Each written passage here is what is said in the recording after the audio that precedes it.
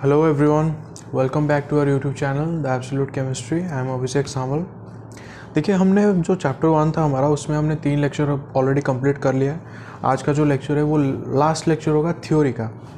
इसके बाद और एक लेक्चर होगा जिसमें हम लोग जो आपके जो प्रीवियस ईयर सीबीएसई के जो क्वेश्चंस थे उसके साथ इस साल के लिए जो आपके प्रोबेबल क्वेश्चंस होंगे और साथ साथ उसके अराउंड हम लोग थोड़े पूरा चैप्टर का रिवाइज हम लोग कर लेंगे। तो वो जो लेक्चर होगा वो आप जब आप एग्ज़ाम बहुत पास होगा लास्ट मंथ में अगर आपको रिवाइज करना होगा तो उसको आप देख सकते हो। जो आपका लास्ट रिवीजन होगा उसके लिए वो बहुत इफ़ेक्टिव होने वाला है। लेकिन उससे पहले आप बाकी जो 4 लेक्चर्स हैं उनको थोड़ा देख लेना, क्योंकि उसके अकॉर्डिंग मैं वहाँ पर रिवीजन करूँगा ना, तो वो थोड़ा देख लेना। तो चलो आज का जो लेक्चर होगा उसमें हम लोग स्टार्ट करते हैं। देखो इससे पहले लेक्चर 3 में मैंने क्या क्या पढ़ाया था आपको थोड़ा सा मैं आइडिया दे रहा हूँ। पहले तो हमने टाइप्स ऑफ रिएक्शंस को डिस्कस किया था, क्या क्या टाइप्स थे। फिर हमने 2 तरह के रिएक्शंस को डिस्कस किया था और उसके बारे में बहुत कुछ हमने डिस्कस किया। उसके एनर्जी एस्पेक्ट पे किस तरह से वो या तो एंडोथर्मिक होगा या एक्सोथर्मिक होगा, बहुत सारा चीज़ हमने वहाँ पर डिस्कस कर लिया। लेकिन अभी जो होगा वो हम थोड़ा आगे बढ़ते हैं। तो टाइप 2 हमने ख़त्म किया था, अभी हम लोग टाइप 3 रिएक्शन को देखेंगे जो कि था डिस्प्लेसमेंट रिएक्शन। जो हमारा था डिस्प्लेसमेंट रिएक्शंस। देखो यहाँ पर मैंने कुछ लिख के लाया है, पहले से आज लिख के लाया हूँ कुछ। अभी थोड़ा सा 5 मिनट के लिए अपना थोड़ा सा क्यूरियोसिटी को संभाल के रखो, समझोगे। देखो डिस्प्लेसमेंट रिएक्शंस को पढ़ना हम कैसे पढ़ेंगे इसको। बाकी जो रिएक्शंस हमने पढ़ा था पहले हमने उसका डेफिनेशन देखा था, फिर उसके फॉर्मेट हमने देखा, फिर जाके हम एग्जांपल्स देख रहे थे। लेकिन इसको समझने के लिए हमें उल्टा देखना होगा। पहले एग्जांपल देखेंगे, फिर हम उसका फॉर्मेट बनाएंगे, फिर उसका डेफिनेशन पे जाएंगे। तो पहला एग्जांपल देखो, एनसीईआरटी का एग्जांपल मैं आपको बता रहा हूँ कि उस क्या हो रहा है उसमें। वो बोल रहा है 2 टेस्ट ट्यूब ले लो, दोनों में कॉपर सल्फेट सॉल्यूशन ले लो। कॉपर सल्फेट का कलर क्या होता है मैंने आपको बताया था, ब्लू कलर। उसको क्या बोलते हैं, ब्लू विट्रोल। क्यों? क्योंकि उसका कलर ब्लू होता है। 2 आप टेस्ट ट्यूब ले लो, कॉपर सल्फेट सॉल्यूशन ले लो। एक में क्या करो, उसमें से एक टेस्ट ट्यूब में आप एक आयरन का, प्योर आयरन का आप एक वो बोल रहा है कि नेल ले लो, आप कोई भी एक वायर हो कुछ भी हो आप उसमें डाल दो, कुछ टाइम जाने दो, फिर उसको देखो। जिसमें जो आपने डाला था आयरन का, देखोगे आयरन का उसमें 2 चीज़ आप नोटिस करोगे। पहली बात तो आयरन का जो कलर था वो चेंज होगा और आयरन चेंज होकर एक ब्राउन कलर का आपको दिखेगा, और वो जो सॉल्यूशन था जिसका कलर ब्लू था वो आपको फेड हो जाएगा और एक लाइट ग्रीन कलर का आपको दिखेगा। जबकि जो दूसरा वाला कॉपर सल्फेट सॉल्यूशन था जिसमें आपने कुछ नहीं किया, उसको बस ऐसे ही रखा था, वो जैसा का तैसा रहेगा, वो पूरा वैसे ही ब्लू रहेगा। उसका ना तो कलर फेड होगा ना ही कुछ होगा। जिसमें आप आयरन डालोगे उसमें आप 2 चेंजेस देखोगे। तो वो जो चेंज होगा उसका मैं केमिकल रिएक्शन आपको बता रहा हूँ। देखो आपने आयरन लिया सॉलिड, ऑब्वियसली आपने कॉपर सल्फेट लिया, उसका हमने सॉल्यूशन बनाया तो उसको एक्वस ले लो। तो इसका जो क्या बनेगा, इसमें 2 प्रोडक्ट्स आपको बनेंगे, फेरस सल्फेट एक्वस और साथ साथ कॉपर सॉलिड। 2 हमें प्रोडक्ट मिलेंगे। तो हमें जो 2 चेंजेस मिले कि पहले तो कॉपर मतलब जो आयरन हमने लिया था वो ब्राउन कलर का हो गया। वो ऐसा क्यों हुआ? क्योंकि ये जो कॉपर सॉलिड था ना जो निकला, इसी का कलर ब्राउन होता है, इसी का कलर होता है ब्राउन। और ये वाला होता है ना, ये जाकर उस आयरन के ऊपर डिपॉजिट हो जाता है, डिपॉजिटेड ऑन आयरन। यही जाके डिपॉजिट होता है आयरन पे, इसीलिए आयरन का कलर चेंज होता है। ये जो डिपॉजिट होना, इसको हम लोग एक मेथड हम लोग पढ़ेंगे, आप 11th में पढ़ोगे, इलेक्ट्रोप्लेटिंग। इलेक्ट्रोप्लेटिंग मेथड में क्या होता है, आप जिसको किसी एक मेटल को आप दूसरे मेटल के ऊपर एक लेयर बनाना चाहते हो, उसको उस पर डिपॉजिट करवाना चाहते हो, तो आप इलेक्ट्रोप्लेटिंग मेथड से उसको करवा सकते हो। वो आप इलेक्ट्रोलाइसिस में पढ़ोगे, अभी तो नहीं पढ़ोगे। लेकिन मैं आज के लेक्चर में लास्ट में थोड़ा सा इलेक्ट्रोप्लेटिंग का एप्लीकेशन में आपको बताऊँगा। तो ये हुआ पहला चेंज। दूसरा वाला चेंज हुआ कि इसका जो कलर था ब्लू, कॉपर सल्फेट का कलर था ब्लू, बार बार बोल रहा हूँ ब्लू विट्रोल, ब्लू कलर, वो चेंज हुआ था लाइट ग्रीन में। वो क्यों चेंज हुआ? क्योंकि सॉल्यूशन कॉपर सल्फेट से चेंज हो गया फेरस सल्फेट में, और फेरस सल्फेट का मैंने ऑलरेडी आपको बताया था कलर वो था ग्रीन कलर। क्योंकि इसको तो इसलिए इसको ग्रीन विट्रोल बोला जाता था और इसको हम लोग ब्लू विट्रोल बोलते थे। तो देखो जो चेंज दोनों हुआ, पहला चेंज हुआ इस कॉपर जो सॉलिड आयरन पे जाके डिपॉजिट हो गया। दूसरा क्या हुआ, दूसरा हुआ ये जो आयरन ये जो फेरस सल्फेट था उसका कलर लाइट ग्रीन हो गया, क्योंकि कि कॉपर सल्फेट से वो सॉल्यूशन फेरस सल्फेट में कन्वर्ट हुआ। एग्जाम्पल हुआ। अब इसका फॉर्मेट बना लेते हैं। हुआ क्या, आप इसको ए कंसिडर करो, आप इसको बी कंसिडर करो, आप इसको सी कंसिडर करो। आप अब देखो क्या हो रहा है, तो ये वाला देखो, ये जो दोनों मिलकर बी सी बना रहा था, बी सी, अब क्या होगा, ये हो गया ए और ये हो गया सी, तो ये दोनों मिलाकर क्या बनाए, ए सी, और ये बन गया बी। तो हुआ क्या, फॉर्मेट आपका बन गया A plus B C gives rise to A C plus B. A plus B C gives rise to A C plus B. इसके नीचे थोड़ा सा 2 लाइन छोड़ देना, अभी अगर नोट्स बना रहे हो साइमल्टेनियसली 2 लाइन छोड़ देना। तो ये हो गया उसका फॉर्मेट। देखो डिस्प्लेस क्या हुआ, ये जो बी था ना यही वाला डिस्प्लेस हो रहा है। पहले ये सी के साथ मतलब साथ में था, लेकिन वो प्रोडक्ट साइड में अलग हो रहा है, तो बी इज गेटिंग डिस्प्लेस्ड। तो ये होता है सिंगल डिस्प्लेसमेंट, एक ही एलिमेंट डिस्प्लेस हो रहा है तो उसको बोलते हैं सिंगल डिस्प्लेसमेंट। तो इस फॉर्मेट में हम लोग चलो और एक एग्जांपल देखते हैं, ठीक है, और एक एग्जांपल देखते हैं। हमने ये जो पहला वाला जो एग्जांपल लिया फेरस सल्फेट ये जो कॉपर सल्फेट में हम लोग ने आयरन को डाला था, तो क्या हम इसको चलो उल्टा कर देते हैं, उल्टा करके देखते हैं क्या होता है। मतलब कि मैं बोल रहा हूँ, आपने जब आयरन को कॉपर सल्फेट में डाले थे, मैं बोल रहा हूँ कोई कॉपर को एक बार फेरस सल्फेट में डाल के देखो क्या हो रहा है। कॉपर का एक वायर ले लो, उसको फेरस सल्फेट सॉल्यूशन में डाल दो, फेरस सल्फेट के सॉल्यूशन में, तब क्या चेंज होगा उसको देखो एक बार। आप जितना टाइम कर लो इसको, जितना टाइम आप ऑब्जर्वेशन कर लो, कोई चेंज आपको नहीं मिलेगा। There will be no reaction, no change, कोई भी चेंज नहीं होगा, there will be no reaction. ऐसा क्यों, आप बोलोगे यार उसमें तो हो गया, इसमें क्यों नहीं होगा।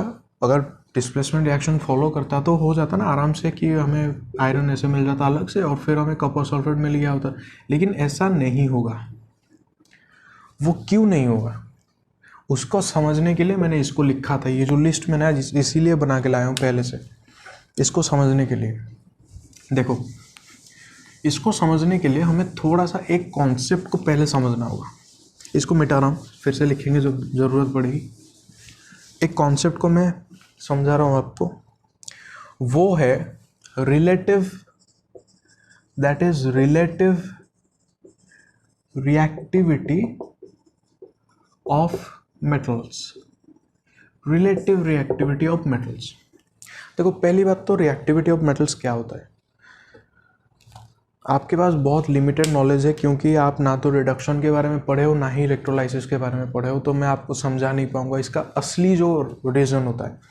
लेकिन मैं आपको जितना हो सके उतना समझाने की कोशिश कर रहा हूँ।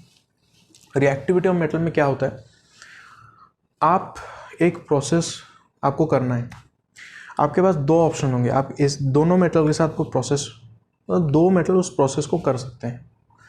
दोनों मेटल्स को जब आप लाओगे तो आप देखोगे कि एक मेटल उस प्रोसेस को मोर एफिशिएंटली कर रहा है, जल्दी कर रहा है, मोर एफिशिएंटली उसको कर रहा है, वो ज़्यादा स्टेबल प्रोडक्ट बना रहा है।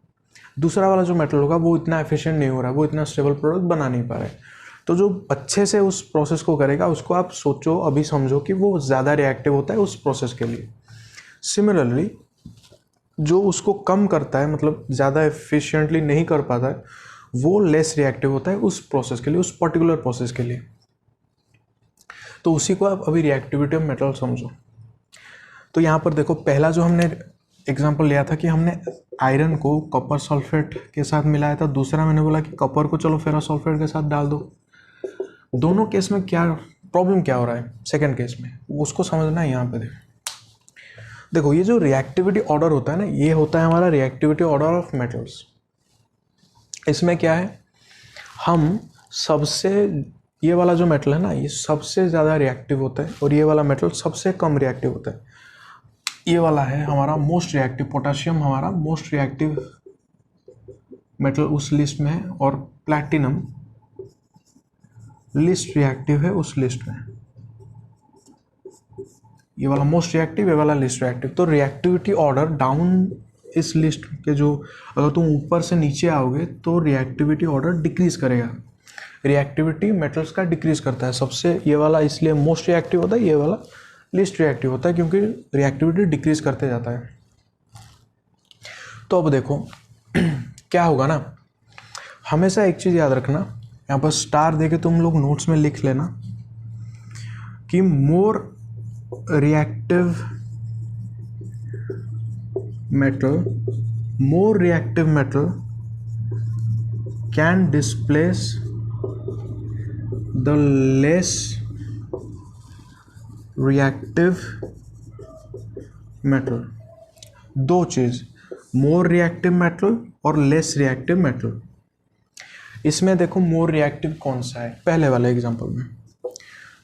एग्जांपल में हमारे पास दो मेटल्स हैं, आयरन है और कॉपर है। तुम लिस्ट में चेक करो, आयरन यहाँ पर है, कॉपर यहाँ पर है। रिएक्टिविटी देखोगे तो किसका ज़्यादा होगा, ऑब्वियसली आयरन का ज़्यादा होगा, क्योंकि वो ऊपर है। रिएक्टिविटी नीचे डिक्रीज करेगा, कॉपर कम एक्टिव है, तो हमारे लिए आयरन हमारा मोर एक्टिव और रिएक्टिव, तुम जो समझो। आयरन हमारा मोर रिएक्टिव मेटल होता है, कॉपर हमारा ये वाला लेस रिएक्टिव होता है। मैं सिर्फ लेस लिख रहा हूँ। तो याद रखो, ये वाला जो मोर रिएक्टिव मेटल होता है ना, वो इस लेस रिएक्टिव मेटल के सॉल्ट सॉल्यूशन से, ये पूरा वाला कॉपर का सॉल्ट सॉल्यूशन होता है, इसके सॉल्ट सॉल्यूशन से मोर रिएक्टिव जो हमारा मेटल होता है वो लेस रिएक्टिव मेटल को डिस्प्लेस कर देता है, वो उसको अलग कर देगा, और खुद जो ज़्यादा रिएक्टिव होता है वो खुद अपना सॉल्ट सॉल्यूशन बना देगा। और ये वाला क्यों ज़्यादा स्टेबल होगा मैं आपको थोड़ी देर बाद समझाऊंगा। लेकिन जब आप दूसरे एग्जांपल में, प्रॉब्लम क्या हो रहा था, हमारे यहाँ पे दो मेटल था, वही कॉपर था, वही आयरन था, लेकिन यहाँ पर क्या हो गया, आयरन ऑलरेडी मोर reactive metal already salt solution बना के प्रेजेंट है। आप लेस रिएक्टिव मेटल को उसमें लेके जा रहे हो, वो कुछ चेंज नहीं करेगा, वो उस मोर रिएक्टिव मेटल को डिस्प्लेस नहीं कर सकता। आप लिस्ट में हमेशा चेक करना, जो ऊपर होगा वही सिर्फ डिस्प्लेस करेगा, उसके नीचे वालों को सबको डिस्प्लेस कर सकता है, और जो नीचे वाले होते हैं वो अपने ऊपर वाले को बिल्कुल डिस्प्लेस नहीं कर पाएंगे। तो ये होता है उसका लॉजिक। देखो इसमें आप ज़्यादा अभी मैं आपको समझा नहीं पाऊँगा, बस अभी ऑर्डर को आप याद रख लो, उससे आप देखना कि जो मोर रिएक्टिव जो ऊपर होते हैं, जो मेटल्स ऊपर होंगे, किसी को भी आप दोनों को देखो, sodium can not displace potassium को सोडियम डिस्प्लेस नहीं कर पाएगा, लेकिन पोटेशियम सोडियम को कर देगा, सोडियम कैल्शियम को कर देगा, पोटेशियम इन सब को कर देगा, सोडियम कैल्शियम से लेकर नीचे सबको कर देगा, लेकिन पोटेशियम को नहीं कर पाएगा, कैल्शियम मैग्नीशियम से नीचे सबको कर देगा, लेकिन इन दोनों को नहीं कर पाएगा, जिंक उसके नीचे सबको कर देगा, लेकिन इनको नहीं कर पाएगा, एल्यूमिनियम से ऊपर को जिंक नहीं कर पाएगा। आप टिन ले लो, टिन इनको कर देगा, लेकिन इसको नहीं कर पाएगा। कॉपर ले लो, कॉपर इनको कर देगा, मर्क्यूरी से नीचे करेगा, हाइड्रोजन से ऊपर कॉपर नहीं करेगा। इतना ही है।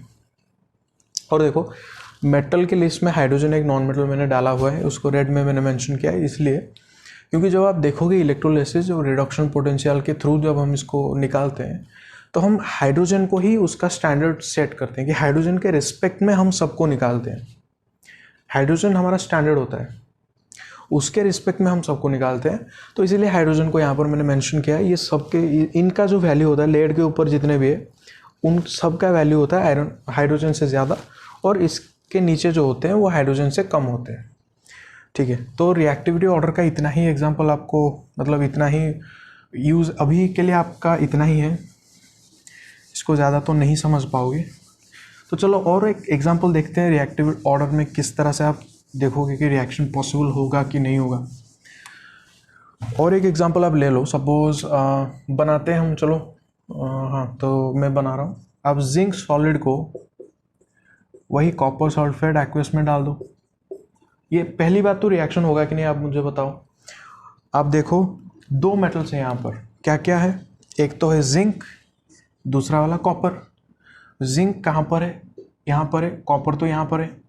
तो जिंक हमारा ऊपर है, कॉपर से ऊपर है, तो जिंक मोर रिएक्टिव, ये वाला मोर रिएक्टिव होता है, तो डेफिनेटली ये कॉपर को डिस्प्लेस कर पाएगा। तो कॉपर को डिस्प्लेस करेगा मतलब कॉपर को पहले अलग कर देगा और वो अपना सॉल्ट सॉल्यूशन, जिंक अपना सॉल्ट सॉल्यूशन बना लेगा, जो कि कॉपर जिसके साथ बनाया था जिंक अपना बना लेगा। तो जिंक अपना बना लिया। उसी तरह से चलो और एक एग्जांपल ले लेते हैं। हाँ, इसको ले लो, सपोज लेड को ले लो। चलो लेड को आप ले लो CuCl2 के साथ, देखते हैं चलो कॉपर क्लोराइड के साथ, इसको आप कर लो। तो यहाँ पर क्या होगा, देखो पहली बात तो होगा कि नहीं, पहली बात आप चेक करो होगा कि नहीं।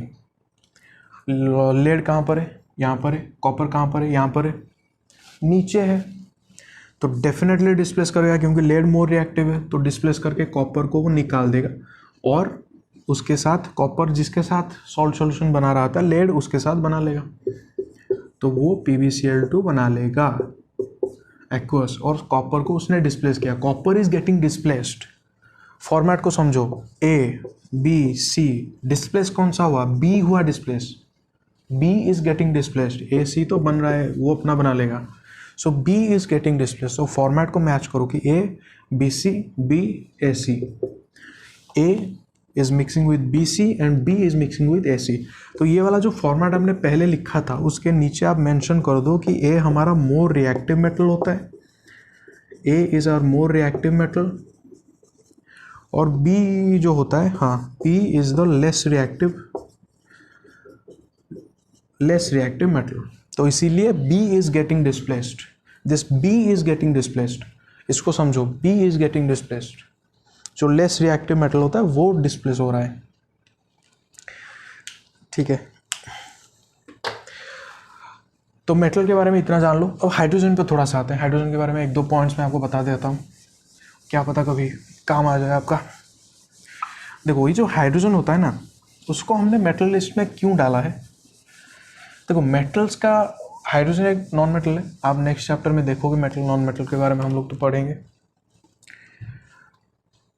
देखो मेटल का एक टेंडेंसी मैं आपको बता रहा हूँ, मैं मेटल को M से रिप्रेजेंट कर रहा हूँ। मेटल का एक टेंडेंसी क्या होता है ना, वो हमेशा इसलिए, मतलब वो चाहते हैं वो इलेक्ट्रॉन को लूज कर दें और अपने ऊपर एक पॉजिटिव चार्ज को डेवलप करना चाहते हैं। वो क्यों मैं बताऊंगा आपको। और नॉन मेटल्स जो होते हैं ना, वो चाहते हैं कि वो इलेक्ट्रॉन को गेन करे और अपने ऊपर, उनको नेगेटिव चार्ज पसंद है, अपने ऊपर उनको पसंद है नेगेटिव चार्ज, लेकिन मेटल्स को पसंद है अपने ऊपर पॉजिटिव चार्ज। ये जो हाइड्रोजन है हमारा, उसका टेंडेंसी क्या होता है ना, वो चाहता है कि मैं भी इलेक्ट्रॉन, जो एक इलेक्ट्रॉन मेरे पास है उसको मैं लूज कर दूं और मैं भी एक पॉजिटिव चार्ज गेन करके मैं भी पॉजिटिव होकर घूमना चाहता हूँ। उसका ये जो टेंडेंसी वो मेटल्स के टेंडेंसी के साथ थोड़ा सा मैच करता है, उसका ये टेंडेंसी थोड़ा सा मैच कर जाता है मेटल के टेंडेंसी पर।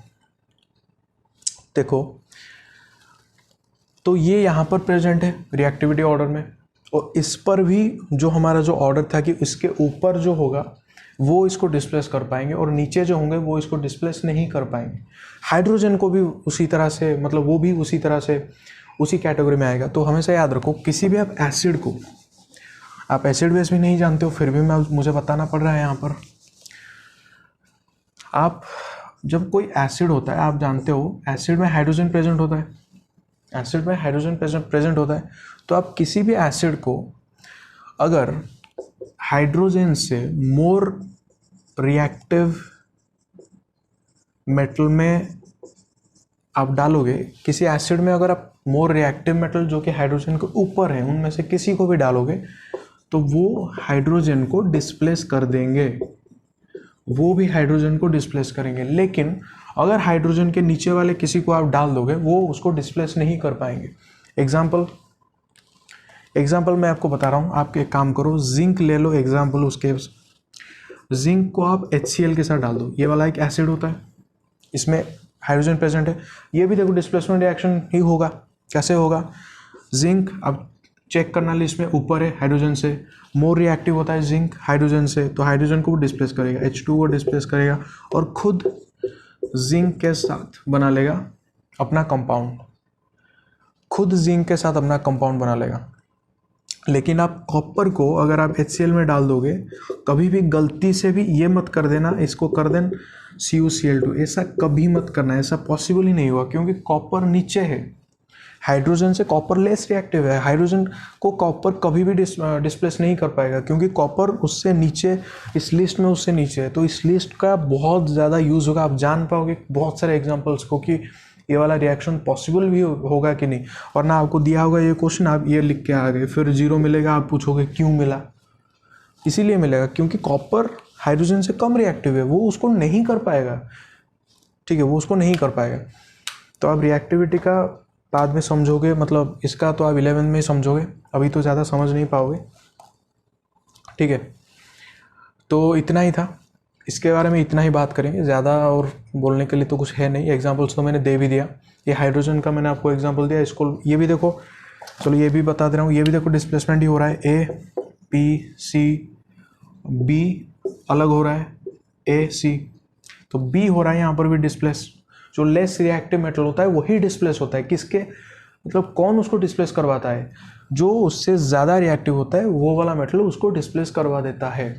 तो less reactive metal is always displaced by the more reactive metal from its aqueous salt solution. तो इसका डेफिनेशन भी मैंने आपको बता दिया। चलो यहाँ पे डेफिनेशन में लिख रहा हूँ, आपको नोट करो, क्योंकि क्वेश्चन आपको आएगा डेफिनेशन अगर लिखना तो आपको दिक्कत होगा। तो डेफिनेशन क्या लिखोगे आप डिस्प्लेसमेंट का, आप लिखो कि अ reaction in which more reactive element, a more reactive element displaces a less reactive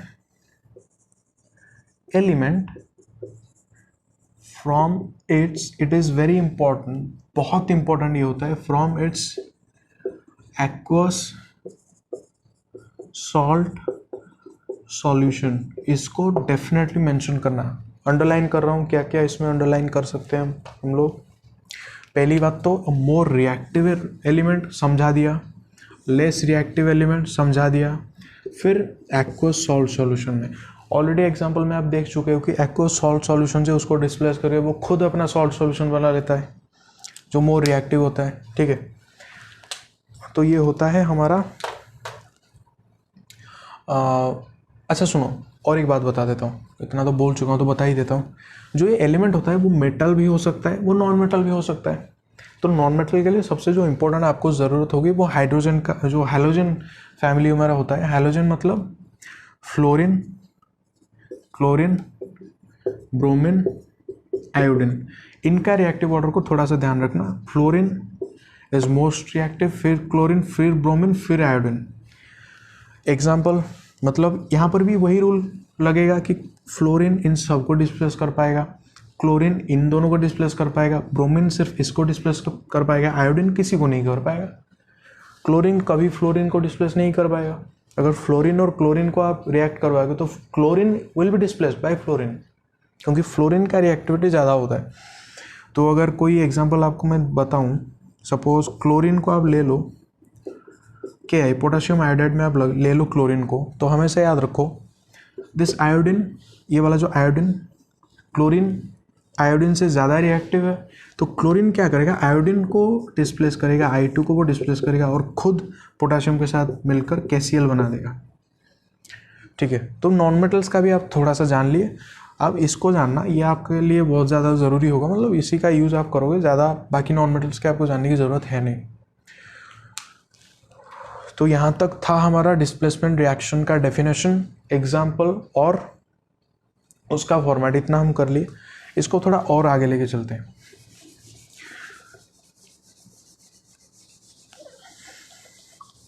देखो अभी हम लोग एनर्जी की बात करेंगे। आप थोड़ा सोचो, मैं आपको चलो बता देता हूँ, आप थोड़ा सा सोचो कि ये जो हमने जो डिस्प्लेसमेंट रिएक्शंस को जब हमने देखा, आप मुझे सोच के बताओ, उससे पहले इसको थोड़ा नोट कर लेना, रिएक्टिविटी ऑर्डर इसको अच्छे से नोट करना। अब सोचो कि जो हमारा जो डिस्प्लेसमेंट रिएक्शंस होते हैं वो रिएक्शंस एंडोथर्मिक होंगे या एक्सोथर्मिक होंगे। मतलब कि ये रिएक्शंस होने के लिए हमें कोई एनर्जी बाहर से देना पड़ेगा या कोई एनर्जी हमें मतलब उससे कोई एनर्जी रिलीज होगा। समझ रहे हो? ये एक्सोथर्मिक होगा या एंडोथर्मिक होगा, थोड़ा आप 2 मिनट पॉज करके समझना, मैं आपको चलो बता रहा हूँ। एग्जाम्पल देखो, पहला एग्जाम्पल उसी के साथ ही चलते हैं। कॉपर सल्फेट एक्वस, ये वाला था सॉलिड, बना हमारा फेरस सल्फेट एक्वस, और साथ साथ क्या हुआ, कॉपर सॉलिड बना। ठीक है, iron, copper sulphate, ferrous sulphate, copper. इसको मिटा रहा हूँ, मुझे थोड़ा स्पेस की जरूरत है समझाने के लिए।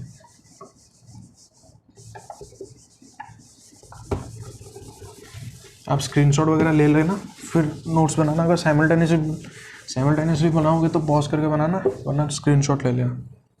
ठीक है, देखो यहाँ पर क्या हो रहा है। पहली बात तो रिएक्टेंट साइड में क्या हो रहा है, ये वाला तो रिएक्टेंट साइड है, लेफ्ट हैंड साइड। क्या यहाँ पर क्या हो रहा है, यहाँ पर बॉन्ड ब्रेक हो रहा है, यहाँ पर एक बॉन्ड ब्रेक हो रहा है, टूट रहा है। इन दोनों के बीच का जो बॉन्ड था, कॉपर और सल्फेट के बीच का जो बॉन्ड था, वो टूट रहा है।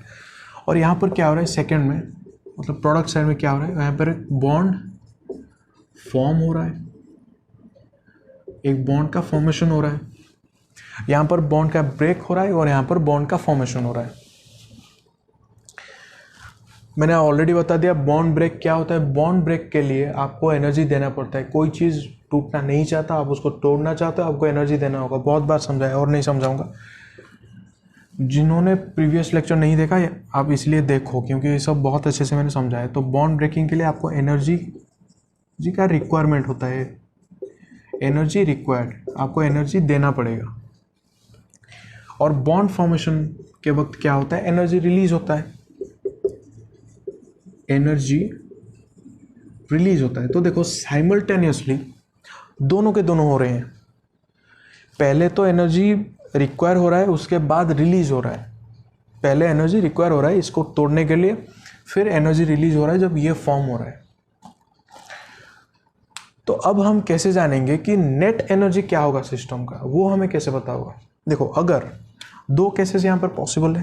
पहला जो केस होगा, इफ एनर्जी जो रिक्वायर्ड है वो अगर ज़्यादा होगा, एनर्जी रिलीज, जो एनर्जी निकला उससे अगर ज़्यादा रिक्वायरमेंट था हमारा, मतलब कि हमें बाहर से एनर्जी देना होगा, क्योंकि जितना रिलीज हुआ उससे कहीं ज़्यादा हमें रिक्वायरमेंट था, ज़्यादा हमें ज़रूरत थी, तो बाहर से हमें देना पड़ेगा। तो ये वाला हमें एंडोथर्मिक यहाँ पर होगा, अगर ऐसा सिचुएशन होगा। इफ़ दूसरा क्या कंडीशन हो सकता है, इफ़ ये जो एनर्जी रिक्वायरमेंट अगर लेस हुआ एनर्जी रिलीज से, मतलब कि जितना हमने यूज़ किया था, जितना हमने स्पेंड किया था एनर्जी, उससे ज़्यादा एनर्जी हमारा गेन हुआ, उससे ज़्यादा एनर्जी हमने रिलीज कर दिया, तो वो वाला होगा एक्सोथर्मिक, क्योंकि सिस्टम में बच जाएगा तो वो छोड़ देगा, एक्सोथर्मिक। लेकिन इस केस में कौन सा होगा, एंडोथर्मिक होगा या एक्सोथर्मिक होगा, उसको कैसे समझोगे।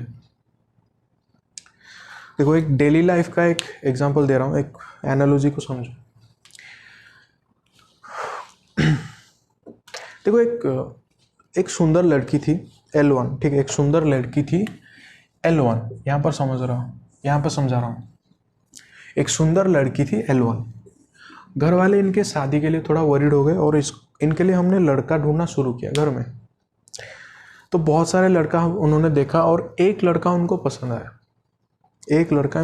आया, B1, ब्लू में लिख रहा हूँ उसको। एक लड़का उसको पसंद आया, तो अरेंज मैरिज में जो क्राइटेरिया होता है उसको देखा गया।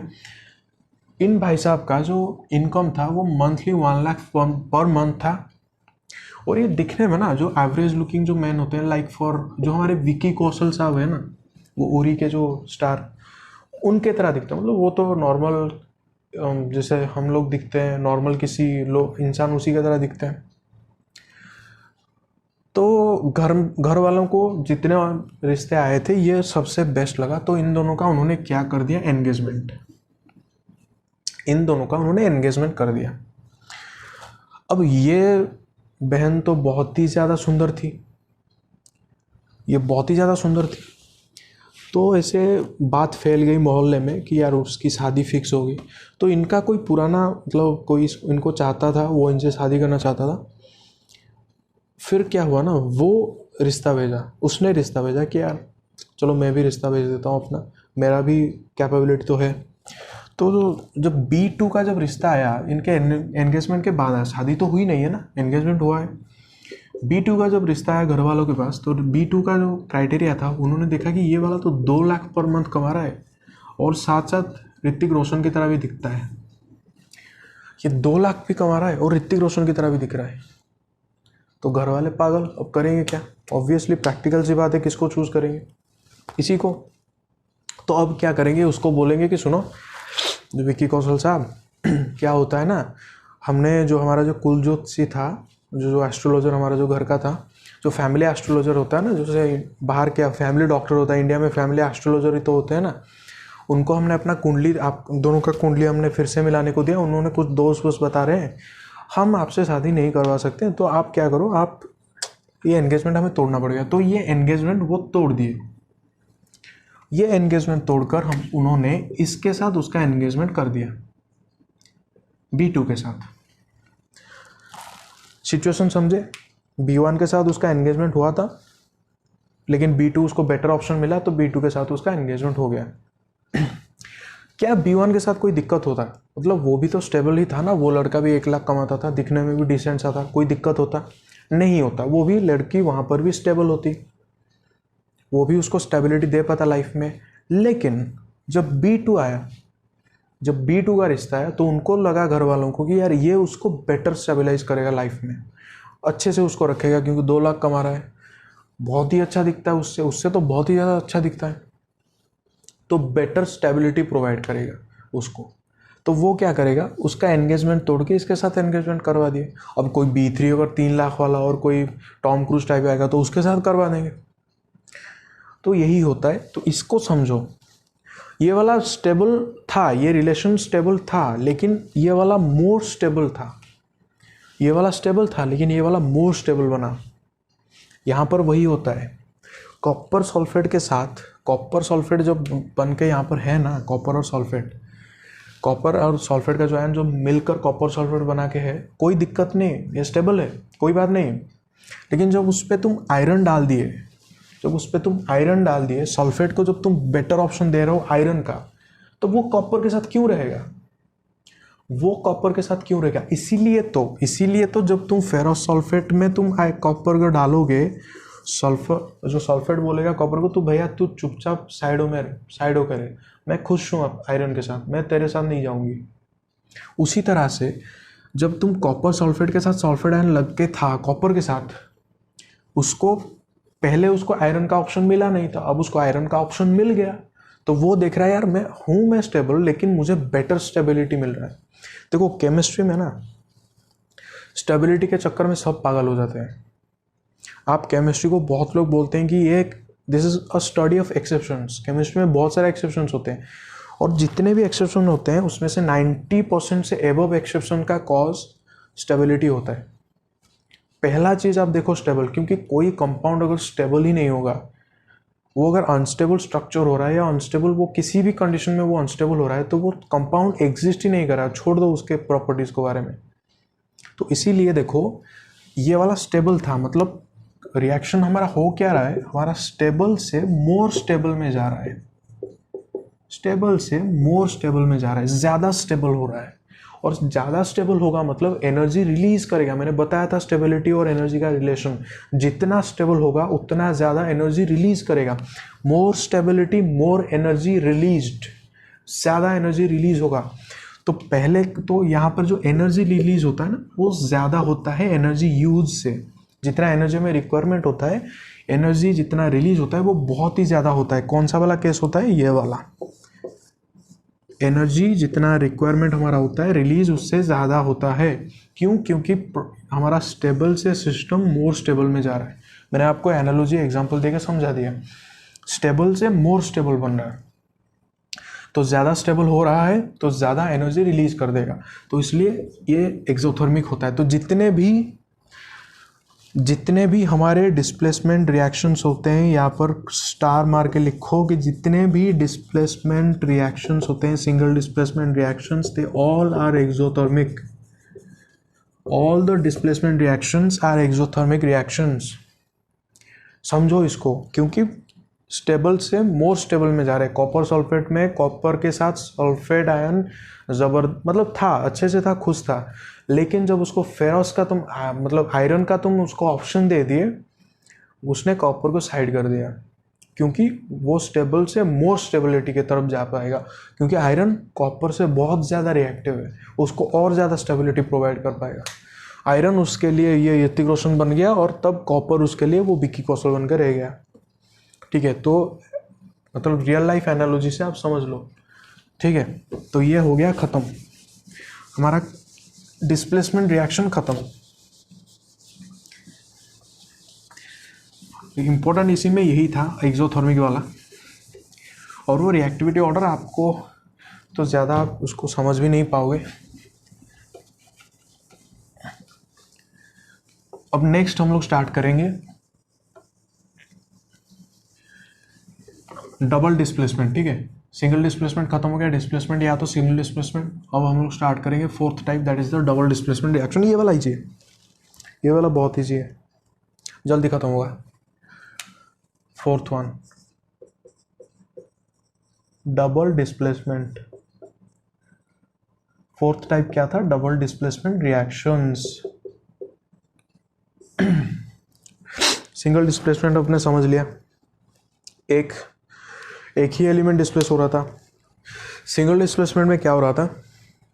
एक ही एलिमेंट डिस्प्लेस हो रहा था. डबल डिस्प्लेसमेंट में क्या होगा? दो एलिमेंट डिस्प्लेस होंगे. पहले इसका मैं फॉर्मेट बता रहा हूँ आपको. ठीक है, फॉर्मेट होगा, आप ए बी को आप सी डी के साथ रिएक्ट करवाओ, ए बी को आप सी डी के साथ रिएक्ट करवाओ. ये दोनों अलग होंगे, ये दोनों अलग होंगे, बनेगा ए सी एंड बी डी. ये दोनों और ये दोनों, इस फॉर्मेट में होगा रिएक्शन.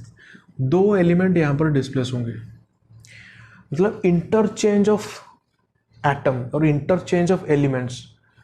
दो एलिमेंट्स यहाँ पर इंटरचेंज हो रहे हैं. ये इसके साथ ये अपना एक एलिमेंट को इंटरचेंज करेगा, ये अपना एक एलिमेंट उसके साथ इंटरचेंज करके प्रोडक्ट बनाते हैं.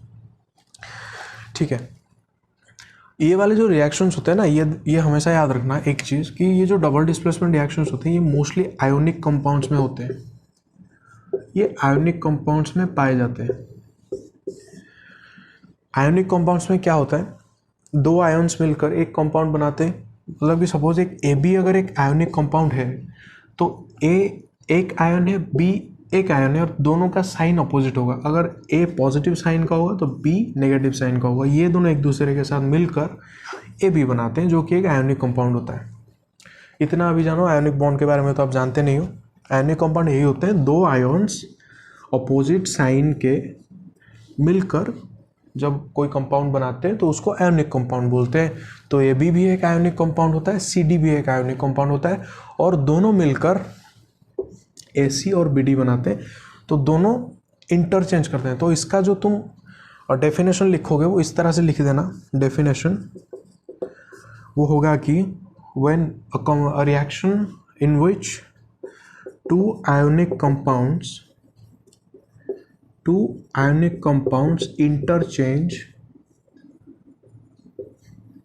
interchange their ions to form new compounds. दो आयोनिक कंपाउंड अपने आयन्स को इंटरचेंज करेंगे न्यू कंपाउंड बनाने के लिए. बन रहा है क्योंकि देखो, ए बी एक आयोनिक कंपाउंड है, सी डी एक आयोनिक कंपाउंड है. इसका ए प्लस इसके सी माइनस के साथ मिल रहा है और ए सी बना रहा है. इसका बी माइनस इसके डी प्लस के साथ मिलकर बी डी बना रहा है. ठीक है, तो ये साइन के वाइज मिलेंगे. अगर ए पॉजिटिव साइन का हो तो वो दूसरे से नेगेटिव आयन को लेगा, अगर बी नेगेटिव साइन का हो तो वो दूसरे से पॉजिटिव आयन को ही ढूंढेगा कंपाउंड बनाने के लिए, क्योंकि अपोजिट साइन के मतलब आयन्स मिलकर एक आयोनिक कंपाउंड बनाएंगे. ये वाला इजी था, बस इतना ध्यान रखना कि आयोनिक कंपाउंड होता है. एग्जाम्पल देख लेते हैं, ये जल्दी खत्म होगा, ज़्यादा इंपॉर्टेंट था नहीं, मिट नहीं रहा है अच्छे से.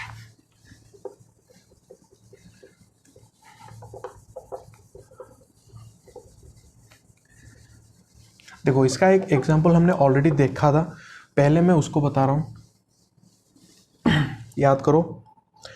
लेड नाइट्रेट, ज़्यादा मैं इस पर एक्सप्लेन नहीं करूँगा क्योंकि बहुत बार इसको कर चुका हूँ। आप इसको पोटेशियम आयोडाइड के साथ मिला रहे थे, प्रोडक्ट मनी मन आप सोचो क्या बनेगा product, lead iodide plus potassium nitrate.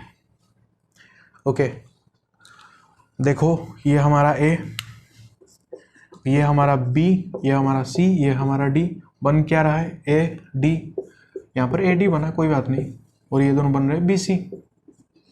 Exchange हुआ कि नहीं, एक्सचेंज हुआ कि नहीं, ऑब्वियसली हुआ। ये वाला पॉजिटिव, ये वाला नेगेटिव, ये वाला पॉजिटिव, ये वाला नेगेटिव, देखो पॉजिटिव एक नेगेटिव के साथ मिलकर आयनिक कंपाउंड बना रहा है, नेगेटिव एक पॉजिटिव के साथ ये वाला बना रहा है कंपाउंड। तो आयनिक कंपाउंड्स इस तरह से डबल डिस्प्लेसमेंट शो करते हैं। और ये वाला आपको पता है कि ये एक येलो प्रेसिपिटेशन होता है, यहाँ पर ये येलो प्रेसिपिटेशन होता है लेड आयोडाइड, ये येलो कलर का एक सॉलिड होता है जो कि प्रेसिपिटेट हो जाता है, तो नीचे बैठ जाता है, ठीक है।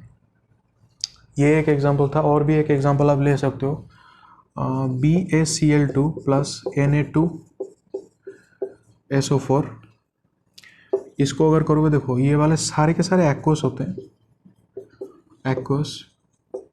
एक्वस ये वाला सॉलिड बनता है और ये वाला हमारा एक्वस बनता है लिक्विड, इसका एक्वस सॉल्यूशन है, आप पकड़ लो।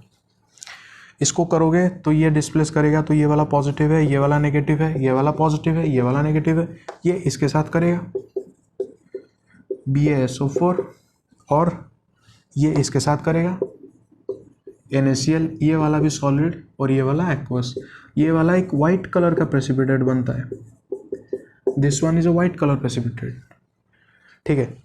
तो एक चीज़ यहाँ पर और याद रख लेना कि ये जो मतलब डिस्प्लेसमेंट करते हैं ना, जो डिस्प्लेसमेंट करके जो प्रोडक्ट बनता है उसमें से एक या तो कोई इनसॉल्युबल सॉल्ट जो कि प्रेसिपिटेशन बन के निकल आता है, जो प्रेसिपिटेशन होते हैं मैंने ऑलरेडी आपको बताया था, ये सब इनसॉल्युबल सॉल्ट्स होते हैं, ठीक है। इनसॉल्युबल सॉल्ट या तो कोई इनसॉल्युबल सॉल्ट बनेगा या फिर वो कोई गैस होकर इवॉल्व हो जाएगा, दोनों प्रोडक्ट में से कोई एक तो उसी तरह से होगा। और कोई एग्जांपल, हाँ, तो ये दोनों आप प्रेसिपिटेशन रिएक्शन में भी इसका एग्जांपल आप दे सकते हो। और एक एग्जांपल आप देखो, आप NaOH एंड HCl को भी मिलाओ तो आप देखना ये वाला जो पॉजिटिव है और ये वाला नेगेटिव होगा, ये वाला पॉजिटिव होगा, ये वाला नेगेटिव होगा, ये पॉजिटिव इसके साथ मिलकर NaCl और ये पॉजिटिव इसके साथ मिलकर H2, H plus OH minus मिलकर H2, ये भी बनाएंगे, ये भी एक डिस्प्लेसमेंट रिएक्शन, डबल डिस्प्लेसमेंट का एग्जांपल है। और ये साथ साथ ये न्यूट्रलाइजेशन भी, जो रिएक्शन मैंने बताया था आपको, न्यूट्रलाइजेशन का भी एग्जांपल होगा, तो डबल डिस्प्लेसमेंट का भी एग्जांपल है, न्यूट्रलाइजेशन का भी एग्जांपल है, ये वाले प्रेसिपिटेशन मतलब रिएक्शन का भी एग्जांपल है और डबल डिस्प्लेसमेंट रिएक्शन के भी एग्जांपल्स हैं। तो इतना आप नोट कर लो। देखो अब थोड़ा सा बहुत इंपॉर्टेंट एक चीज़ हम लोग देखने वाले हैं। अब जो रिएक्शन देखेंगे वो बहुत ही इंपॉर्टेंट है, इस टॉपिक का सबसे इंपॉर्टेंट रिएक्शन है वो, जो फिफ्थ टाइप था हमारा, जो लास्ट टाइप था, ऑक्सीडेशन रिडक्शन। ये वाला डबल डिस्प्लेसमेंट बहुत इजी था, बस इसके एग्जांपल्स थोड़ा सा याद रख लेना। डिस्प्लेसमेंट थोड़ा इंपॉर्टेंट था लेकिन डबल डिस्प्लेसमेंट इतना इंपॉर्टेंट था नहीं, बहुत छोटा सा था। तो ऑक्सीडेशन रिडक्शन को अभी हम लोग देखेंगे। हाँ, तो देखो fifth type, fifth one is oxidation reduction, oxidation reduction reaction, fifth one. इसको थोड़ा सा समझो। देखो एनसीईआरटी में इसको इस तरह से एक्सप्लेन किया गया है। पहले वो क्या कर रहा है, एक एग्जांपल उसने बताया है कि आप एक कोई भी एक हीटिंग करने के लिए कोई भी आप एक फ्लास्क या कुछ भी ले लो, उसमें आप कॉपर, प्योर कॉपर मेटल्स आप ले लो। कॉपर का कलर क्या होता है, ब्राउन, एक ब्राउनिश कलर का होता है। उसको आप हीट करो, हीट करते जाओ करते जाओ करते जाओ, कुछ देर बाद आप देखोगे कॉपर का कलर चेंज होकर वो ब्लैक कलर का कोई सब्सटेंस बन रहा है, उसका कलर चेंज हो रहा है, ब्राउन से वो ब्लैक में कन्वर्ट हो रहा है। ऐसा क्यों हो रहा है? उसका जो रिएक्शन होता है वो इसीलिए ऐसा ही होता है कि कॉपर आप ले लिए सॉलिड, उसको आप जला रहे हो ऑक्सीजन के प्रेजेंस में, तो बन रहा है कॉपर ऑक्साइड, और इसका कलर ही होता है ब्लैक। कॉपर ऑक्साइड का कलर मैंने आपको ऑलरेडी बताया था, ब्लैक। कॉपर ऑक्साइड का कलर बन रहा है ब्लैक। तो ये क्या हो रहा है ना, ये जो ऑक्सीजन के साथ इसको आप जला रहे हो, तो कॉपर क्या कर रहा है, एक ऑक्सीजन गेन कर रहा है, वो एक ऑक्सीजन के साथ उसमें चिपक रहा है या कोई बॉन्ड बना रहा है, फिर वो कोई चेंज उसमें हो रहा है। तो ये जो ऑक्सीजन, ये जो गेन ऑफ ऑक्सीजन हुआ ना कॉपर में, ये जो गेन ऑफ ऑक्सीजन हुआ कॉपर में, इसी को हम लोग बोलते हैं ऑक्सीडेशन। ठीक है, इसी को हम बोलते हैं ऑक्सीडेशन। और अगर किसी में लॉस ऑफ ऑक्सीजन, किसी चीज़ में ऑक्सीजन अगर किसी प्रोसेस में निकल जाएगा, उसको हम रिडक्शन बोलते हैं, उसको हम रिडक्शन बोलते हैं। ऑक्सीजन से ही इसको समझो कि गेन अगर हो रहा है ऑक्सीजन का किसी भी कंपाउंड में, तो उसको ऑक्सीडेशन बोलेंगे। अगर किसी कंपाउंड से ऑक्सीजन किसी प्रोसेस में लॉस हो रहा है, तो उस प्रोसेस का मतलब उस कंपाउंड का रिडक्शन हो रहा है। इसको और दो चीज़ों के वे आप समझ सकते हो, मैं इसको मिटा रहा हूँ।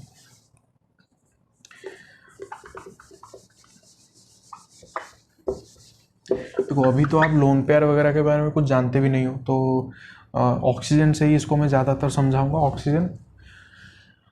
और आप यहाँ पर देखो ऑक्सीडेशन, गेन ऑफ ऑक्सीजन को आप ऑक्सीडेशन बोल सकते हो, या फिर आप लॉस ऑफ हाइड्रोजन को भी आप H2, यहाँ पर O2 लिख देता हूँ,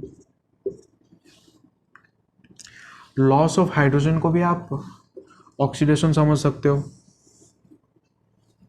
या इसको आप गेन ऑफ हाइड्रोजन को भी आप रिडक्शन समझ सकते हो, या फिर और लॉस ऑफ इलेक्ट्रॉन को भी आप ऑक्सीडेशन समझ सकते हो। और मैं समझाऊंगा, पूरा सब समझाऊंगा। सॉरी, ये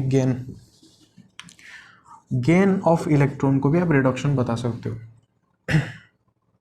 फिर से देखो, ऑक्सीडेशन को आप ऑक्सीजन से समझो। ऑक्सीजन का अगर गेन होगा किसी कंपाउंड में किसी प्रोसेस के थ्रू, पहले उसमें ऑक्सीजन नहीं था या जितना भी था उससे ज़्यादा ऑक्सीजन उसके प्रोडक्ट में उसको मिल रहा है, ऑक्सीजन गेन हो रहा है उसमें, उस कंपाउंड का ऑक्सीडेशन हो रहा है। तुम बोलोगे उस कंपाउंड का ऑक्सीडेशन हो रहा है, जैसे कि कॉपर में हुआ।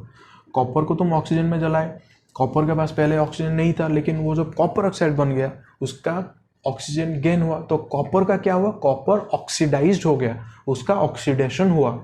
क्यों? क्योंकि उसमें ऑक्सीजन गेन हुआ। और वैसे ही किसी भी कंपाउंड में अगर आपका ऑक्सीजन लॉस हो रहा है, तो आप उसको रिडक्शन बोल सकते हो कि उसका रिडक्शन हुआ, ऑक्सीजन का रिडक्शन हुआ, मतलब वो कंपाउंड खुद रिडक्शन हुआ, ऑक्सीजन उसने छोड़ दिया। अगर उसमें ऑक्सीजन ना होकर अगर लॉस ऑफ गेन ऑफ, याद रखना ऑक्सीडेशन को गेन समझ लेना, ऑक्सीजन गेन होगा, बाकी दो चीज़ लॉस होगा। इसको इस तरह से याद रख लो, for oxidation oxygen will gain, oxygen को गेन करेगा, बाकी दोनों को लॉस करेगा। बाकी दोनों कौन कौन से, हाइड्रोजन एंड इलेक्ट्रॉन। एग्जाम्पल में मैं समझाऊंगा। लॉस ऑफ ऑक्सीजन में क्या होगा, रिडक्शन होगा। और भी दो तरह से आप रिडक्शन कर सकते हो, या तो आप हाइड्रोजन का गेन करवाओ या फिर इलेक्ट्रॉन का गेन करवाओ, तो उसको भी आप रिडक्शन के लिए समझ सकते हो। देखो रिडक्शन को आप इस तरह भी समझो कि गेन ऑफ जब इलेक्ट्रॉन हो रहा है तो चार्ज क्या हो रहा है, चार्ज माइनस में जा रहा है, कम हो रहा है, तो चार्ज का रिडक्शन हो रहा है। चार्ज अगर कमेगा तब उसको रिडक्शन समझो, क्योंकि इलेक्ट्रॉन बढ़ रहा है। आप जो चीज़ आप मतलब H+ था, आप उसमें डाल दो एक ऑक्सीजन, तो वो हाइड्रोजन 0 बन गया, तो +1 से 0 कम हो गया चार्ज, वो भी एक रिडक्शन है। एग्जाम्पल में हम इसको समझेंगे, चलो वो कॉपर वाला ही समझेंगे। तो कॉपर का मैंने बताया, कॉपर ऑक्साइड जब बन रहा है तो उसका क्यों ऑक्सीडेशन हो रहा है, क्योंकि वो वहाँ पर एक ऑक्सीजन को गेन कर रहा है। इस पे थोड़ा और हम लोग चलो डिस्कस करेंगे, समझ जाओगे, कोई बात नहीं। मुझे पता है कि थोड़ा कंफ्यूजिंग लगेगा, बिकॉज आप ना तो लोन पेयर के बारे में जानते हो, वो इलेक्ट्रॉन कैसे गेन करता है, क्यों गेन करता है, वो सब आप जानते नहीं हो, तो आपको मैं क्या ही समझाऊं। तो चलो एक एग्जाम्पल लेते हैं, फिर उसको समझते हैं। वही कॉपर वाला लेते हैं। कॉपर को आपने क्या किया, हमने ऑक्सीजन के साथ किया और उसको कॉपर ऑक्साइड बना दिया। कॉपर को हमने ऑक्सीजन के साथ लिया और उसको हमने कॉपर ऑक्साइड बना दिया। अब देखो इस कॉपर ऑक्साइड में अगर आप इस कॉपर ऑक्साइड में अगर आप हाइड्रोजन को मिलाओगे तो क्या होगा। अगर कॉपर ऑक्साइड में आप हाइड्रोजन को ऐड करोगे, ये वाला तो सॉलिड है, हमेशा फिजिकल स्टेट थोड़ा मेंशन करना है, हाइड्रोजन गैस उसके ऊपर पास करवाओ। तो आप एक चीज़ देखना क्या होगा ना, ये कॉपर फिर से पहले जैसा कॉपर बन जाएगा और ये हाइड्रोजन क्या करेगा, उस ऑक्सीजन के साथ मिलाकर वाटर वेपर बना देगा। ये उसके साथ बनकर वाटर वेपर बना देगा। ये प्रोसेस हुआ। देखो यहाँ पर इसको मिटाओगे, इसको समझेंगे, यहाँ पर समझ जाओगे ऑक्सीडेशन और रिडक्शन को कंप्लीटली। ठीक है, देखो रिएक्टेंट साइड में हमने कॉपर ऑक्साइड को लिया था और हाइड्रोजन को भी लिया था। दोनों को थोड़ा स्टडी करते हैं, चलो केस स्टडी अभी करेंगे दोनों का। कॉपर ऑक्साइड को देखो, कॉपर ऑक्साइड चेंज होकर किस में कन्वर्ट हुआ, कॉपर में।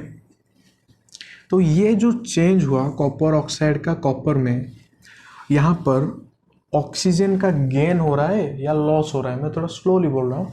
कॉपर ऑक्साइड से जब कॉपर में कन्वर्ट हुआ तो ऑक्सीजन का गेन हो रहा है कि लॉस हो रहा है, लॉस हो रहा है। ऑब्वियस सी बात है, लॉस ऑफ ऑक्सीजन।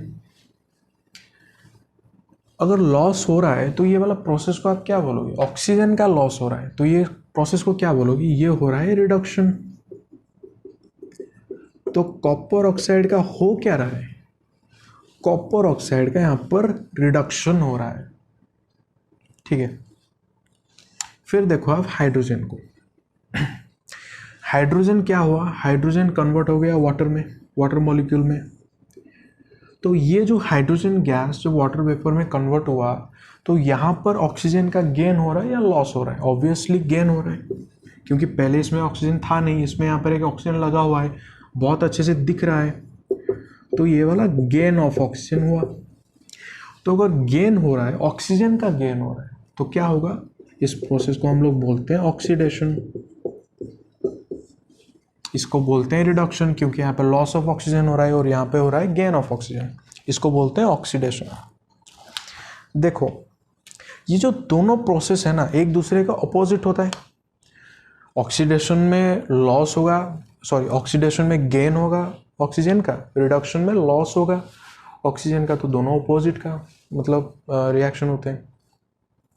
एक चीज़ हमेशा याद रखना, ये जो दो तरह के रिएक्शंस होते हैं ऑक्सीडेशन और रिडक्शन, वो हमेशा एक दूसरे के साथ साइमल्टेनियसली होते हैं।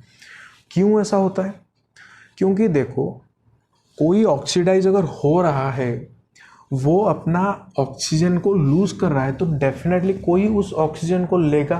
उन जो रिएक्टेंट्स होंगे, एक रिएक्टेंट अगर यहाँ पे देखो दो रिएक्टेंट्स हैं, एक रिएक्टेंट क्या रहा है, ऑक्सीजन को छोड़ रहा है, ऑक्सीजन को लॉस कर रहा है, तो ऑक्सीजन कहाँ जाएगा, वो दूसरे रिएक्टेंट में ऑब्वियसली जाएगा। दूसरा रिएक्टेंट उस ऑक्सीजन के साथ एक नया प्रोडक्ट बनाएगा। तो किसी का अगर ऑक्सीजन लॉस हो रहा है तो किसी का ऑक्सीजन गेन हो रहा है। तो कोई अगर रिडक्शन प्रोसेस में जा रहा है, अगर कोई रिडक्शन प्रोसेस में जा रहा है तो कोई ऑक्सीडेशन प्रोसेस में जा रहा है, क्योंकि किसी का ऑक्सीजन लॉस हो रहा है, किसी का ऑक्सीजन गेन हो रहा है। कॉपर ऑक्साइड ने ऑक्सीजन लॉस किया, हाइड्रोजन ने उसको ऑक्सीजन को पकड़ लिया, उसने वाटर मॉलिक्यूल बना दिया। तो यहाँ पर देखो दोनों जो रिएक्शंस होते हैं वो एक साथ होते हैं, और इस तरह के जो रिएक्शन होते हैं जहाँ पर रिडक्शन एंड ऑक्सीडेशन साइमल्टेनियसली होते हैं, उनको बोलते हैं रिडॉक्स रिएक्शंस। ये बहुत इंपॉर्टेंट है, बहुत ही ज़्यादा इंपॉर्टेंट है रिडॉक्स रिएक्शंस, जहाँ पर दोनों ऑक्सीडेशन और रिडक्शन साइमल्टेनियसली होते हैं। क्यों साइमल्टेनियसली होते हैं, फिर से बता रहा हूँ, क्योंकि कोई अगर ऑक्सीजन को लॉस करेगा तो कोई ना कोई तो उसको गेन करेगा। एक रिएक्टेंट अगर ऑक्सीजन को लॉस करेगा तो दूसरा कोई रिएक्टेंट उसको डेफिनेटली पकड़ेगा। अगर किसी का ऑक्सीजन लॉस होगा तो किसी का ऑक्सीजन गेन होगा। तो यहाँ पर कॉपर ऑक्साइड ने ऑक्सीजन लॉस कर दिया, यहाँ पर हाइड्रोजन ने ऑक्सीजन गेन करके वाटर बन गया। तो ये दोनों रिएक्शन साइमल्टेनियसली होते हैं, और इस तरह के रिएक्शंस को हम लोग बोलते हैं रिडॉक्स रिएक्शंस। आप 11th में आपका एक अलग से एक चैप्टर है रिडॉक्स रिएक्शंस, बहुत सारी चीज़ें आप उसमें देखोगे रिडॉक्स रिएक्शंस में। तो ये होता है रिडॉक्स रिएक्शन। तो रिडॉक्स के और एक दो एग्जांपल हम लोग देख लेते हैं, समझे। तो देखो और एक एग्जांपल हम लोग लेते हैं, जिंक ऑक्साइड प्लस कार्बन,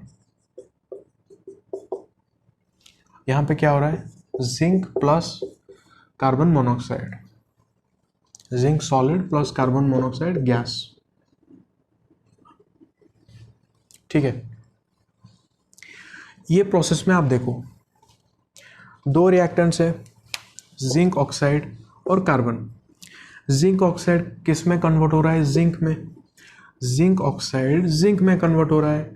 तो अगर जिंक ऑक्साइड जिंक में कन्वर्ट हो रहा है तो यहाँ पर ऑक्सीजन का गेन हो रहा है या लॉस हो रहा है, ऑक्सीजन यहाँ पर था यहाँ पर नहीं है, तो यहाँ पर क्या हो रहा है, लॉस ऑफ ऑक्सीजन। क्या प्रोसेस होगा ये वाला, reduction. So this process is reduction. Carbon किस में कन्वर्ट हो रहा है, कार्बन मोनोऑक्साइड में, तो इस प्रोसेस में ऑक्सीजन का गेन हो रहा है या लॉस हो रहा है, गेन हो रहा है ऑब्वियसली, इसमें गेन ऑफ ऑक्सीजन हो रहा है। तो इस प्रोसेस को हम लोग क्या बोलते हैं, ऑक्सीडेशन। देखो यहां पर इतना समझ गए कि ऑक्सीडेशन रिडक्शन तुम समझ गए।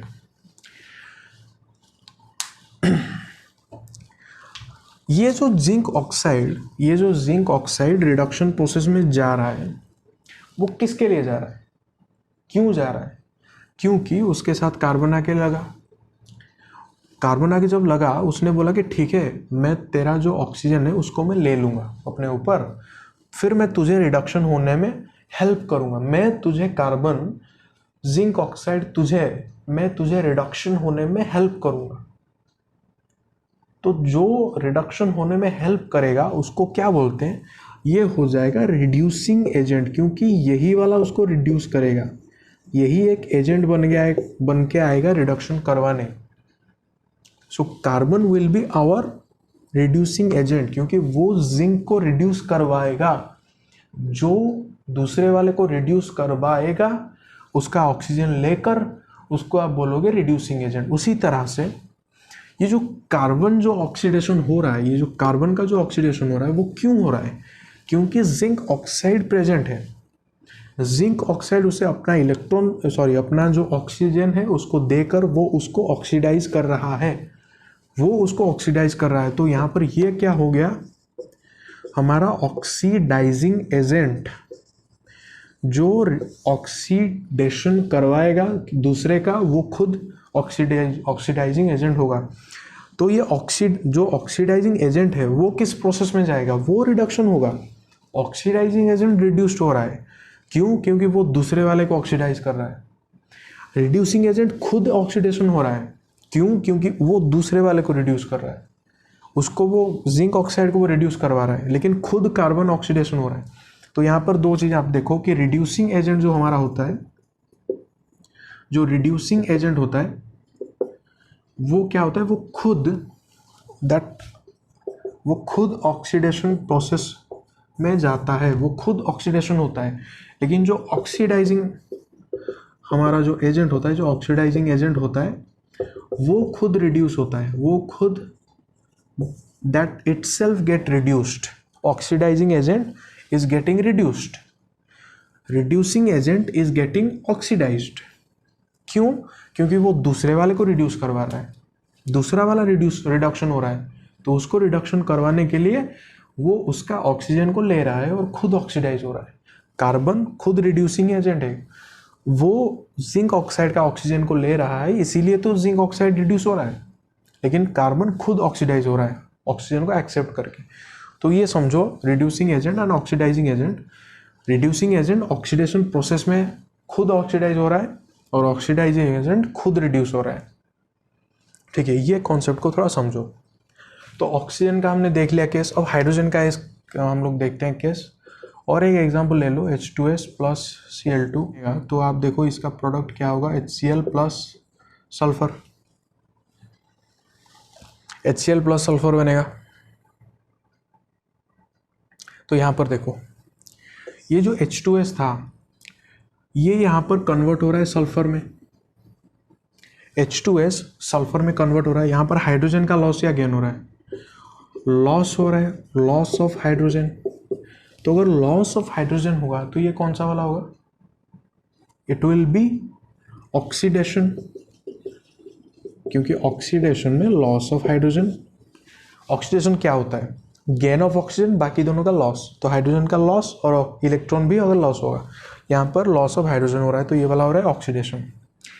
क्लोरीन यहाँ पर क्या हो रहा है, कन्वर्ट हो रहा है किस में, क्लोरीन यहाँ पर कन्वर्ट हो रहा है HCl में, सॉरी HCl2 क्या लिख रहा हूँ, HCl। क्लोरीन यहाँ पे कन्वर्ट हुआ HCl में। यहाँ पर हाइड्रोजन का गेन या लॉस हो रहा है, यहाँ पर गेन हो रहा है, यहाँ पर गेन ऑफ हाइड्रोजन हो रहा है। तो गेन अगर हाइड्रोजन का हो रहा है तो इसको आप क्या बोलोगे, इस प्रोसेस को आप बोलोगे reduction. So this process is reduction. तो अब बताओ कौन सा वाला ऑक्सीडाइजिंग एजेंट है और कौन सा वाला रिड्यूसिंग एजेंट है। जो ऑक्सीडेशन में खुद जा रहा है वो होगा हमारा रिड्यूसिंग एजेंट। तो हाइड्रोजन सल्फाइड हमारा यहाँ पर रिड्यूसिंग एजेंट बनेगा, क्योंकि वो खुद ऑक्सीडेशन में जाकर क्लोरीन को रिड्यूस कर रहा है। हाइड्रोजन सल्फाइड खुद ऑक्सीडेशन में जाकर क्लोरीन को रिड्यूस कर रहा है। क्लोरीन हमारा क्या होगा, वो ऑक्सीडाइजिंग एजेंट होगा, सिर्फ OA लिख रहा हूँ। क्लोरीन क्यों ऑक्सीडाइजिंग एजेंट होगा, क्योंकि वो खुद रिडक्शन में जा रहा है और हाइड्रोजन सल्फाइड को ऑक्सीडाइज कर रहा है, खुद रिडक्शन में जाकर हाइड्रोजन सल्फाइड को ऑक्सीडाइज कर रहा है। तो क्लोरीन हमारा ऑक्सीडाइजिंग एजेंट, ठीक है। ये हो गया हाइड्रोजन का केस। और एक केस हम लोग देख लेते हैं, हमारा इलेक्ट्रॉन का जो लॉस एंड गेन का जो केस है वो कैसे रिडॉक्स रिएक्शन बनाता है वो भी देख लेते हैं, ठीक है। ये वाला एग्जांपल हमारा लास्ट एग्जांपल मैं दे रहा हूँ, H2 plus Cl2 forming HCl, H2 plus Cl2 forming HCl। अगर इनका चार्ज देखोगे तो यहाँ पर H के ऊपर चार्ज 0 है, क्योंकि ये एक न्यूट्रल एटम है। क्लोरीन पर भी चार्ज 0 है। HCl हमारा एक आयोनिक कंपाउंड है, उसमें तुम हाइड्रोजन का अगर चार्ज निकालोगे तो वो H प्लस होगा, और क्लोरीन का अगर चार्ज निकालोगे तो वो Cl माइनस होगा, ठीक है। तो यहाँ पर देखो H प्लस हमारा किस में कन्वर्ट हो रहा है, सॉरी H0 हाइड्रोजन एटम किस में कन्वर्ट हो रहा है, H प्लस आयन में, जिसको हम लोग हाइड्रोनियम आयन बोलते हैं। यहाँ पर क्या हो रहा है, इलेक्ट्रॉन का गेन हो रहा है या लॉस हो रहा है, पॉजिटिव चार्ज अटेंड कर रहा है, 0 से पॉजिटिव में जा रहा है, तो इलेक्ट्रॉन का लॉस या गेन हो रहा है, ऑब्वियसली लॉस ऑफ इलेक्ट्रॉन यहाँ पर हो रहा है। क्लोरीन जो कि Cl0 से क्लोरीन माइनस में जा रहा है, यहाँ पर लॉस और गेन हो रहा है, ऑब्वियसली गेन हो रहा है क्योंकि नेगेटिव चार्ज अटेंड कर रहा है। लॉस ऑफ इलेक्ट्रॉन को क्या बोलेंगे, ऑक्सीडेशन। ऑक्सीडेशन में सिर्फ गेन ऑक्सीजन होता है, बाकी तो लॉस होता है, तो ये होता है ऑक्सीडेशन। ये वाला हमारा यहाँ पर ऑक्सीडेशन हुआ, और यहाँ पर ये क्लोरीन क्या हो रहा है, क्लोरीन हमारा रिडक्शन हो रहा है। कौन सा वाला कौन सा एजेंट होगा, हाइड्रोजन कौन सा एजेंट होगा, क्योंकि वो ऑक्सीडेशन के थ्रू क्लोरीन को रिड्यूस कर रहा है, तो वो होगा हमारा रिड्यूसिंग एजेंट हाइड्रोजन। क्लोरीन कौन सा एजेंट होगा, क्योंकि वो खुद रिडक्शन के थ्रू हाइड्रोजन को ऑक्सीडाइज कर रहा है, तो वो होगा ऑक्सीडाइजिंग एजेंट। दोनों रिडक्शन ऑक्सीडेशन एक साथ हो रहे हैं, तो इस रिएक्शन को भी तुम बोलो कि this is also a Redux reaction, ठीक है। तो रिडक्स रिएक्शन के बारे में इतना समझो। 3 पॉइंट्स मैंने बताया आपको, gain of oxygen, loss of oxygen. Gain of oxygen मतलब ऑक्सीडेशन, लॉस ऑफ ऑक्सीजन मतलब रिडक्शन। फिर उसके साथ मैंने बता दिया आपको हाइड्रोजन का भी केस और हमारा इलेक्ट्रॉन का भी केस। ये खत्म। तो देखो ऑक्सीडेशन रिडक्शन को हमने देख लिया। अब हम देखेंगे कि ऑक्सीडेशन का मतलब इफेक्ट हम डेली लाइफ में कैसे हम लोग जानते हैं। तो इफेक्ट ऑफ ऑक्सीडेशन नेक्स्ट जो टॉपिक और लास्ट टॉपिक इस चैप्टर का, इफेक्ट ऑफ ऑक्सीडेशन। और यहाँ पर एक शॉर्ट नोट आप एक्सपेक्ट कर सकते हो। पहला जो इफेक्ट होता है वो होता है कोरोजन। इसके बारे में मैंने आपको थोड़ा सा फर्स्ट लेक्चर में बताया था, लेकिन यहाँ पर थोड़ा डिटेल में बताता हूँ। कोरोजन क्या होता है, देखो आप कोई भी मेटल को आप एटमॉस्फेयर में छोड़ दो, तो एटमॉस्फेयर में बहुत सारे मतलब ऐसे गैस और मॉइस्चर, एसिड वगैरह बहुत होते हैं। मेनली जो गैस होता है, ऑक्सीजन एक गैस होता है, हाइड्रोजन सल्फाइड और एक होता है, कार्बन डाइऑक्साइड भी एक गैस होता है।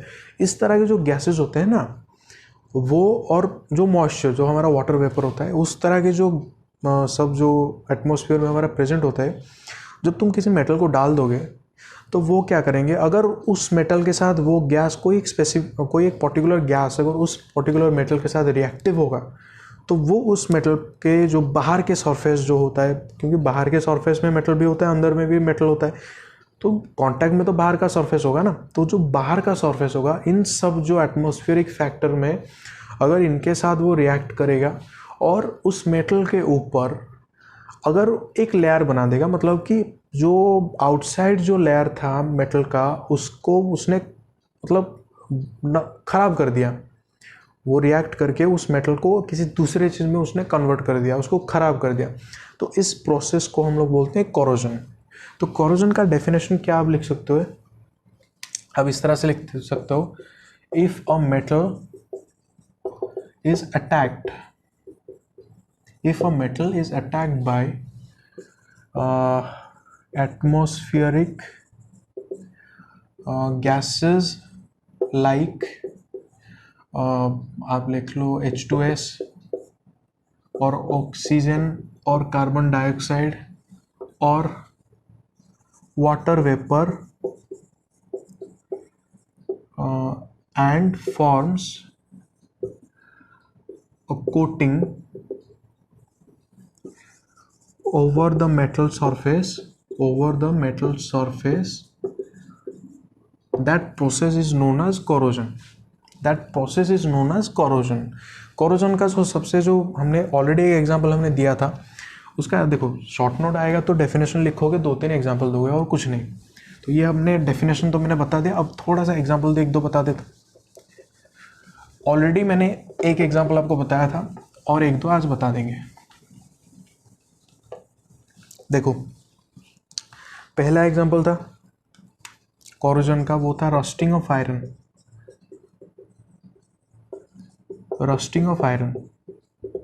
देखो कोरोजन में हम मेटल एंड नॉन मेटल जो आपका टॉपिक है उसमें भी देखेंगे।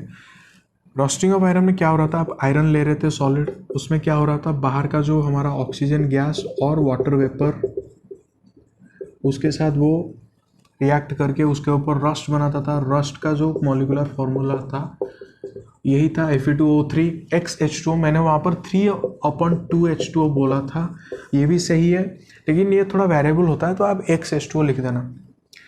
ये होता है रस्ट का formula, this is the molecular formula of rust.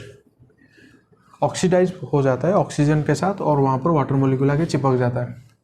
ये एक एग्जांपल है।